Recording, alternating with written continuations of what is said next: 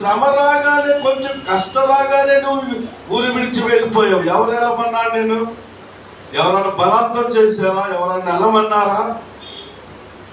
ఎవరైనా ఇబ్బంది పెట్టారా? నీకు నీవే నీ సొంత నిర్ణయం తీసుకుని నీవు వెళ్ళావు. నీ సొంత ప్రయత్నంతో నీవు వెళ్ళి అక్కడ ఆ దేశంలో నీవు సర్వం కోల్పోయావు. శాపాన్ని తెచ్చుకున్నావు, నీకు నీవే తెచ్చుకున్నావు. మరలా నీవు అనేటువంటి మాట ఏమిటి? నువ్వు అనేటువంటి మాట, సర్వశక్తుడు నాకు ఏం చేశాడు? దుఃఖం కలిగి. దేవుడు దుఃఖం కలిగి చేశాడు నీకు.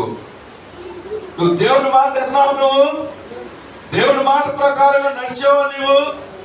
మరలా ఈ నింద ఎవరి మీద? దేవుడి మీద. దేవుడి మీద. ఇప్పుడు అయ్యగారిని కూడా మేము నిందేసే రకాలు బయలుదేరారు రకాలు.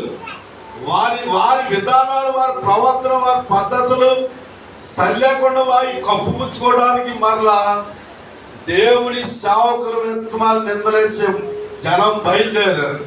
దేవుని మీద నింద, దేవుని మీద నింద చూపించాలి, దేవుని మీద ఈ విధంగా చేయాలి.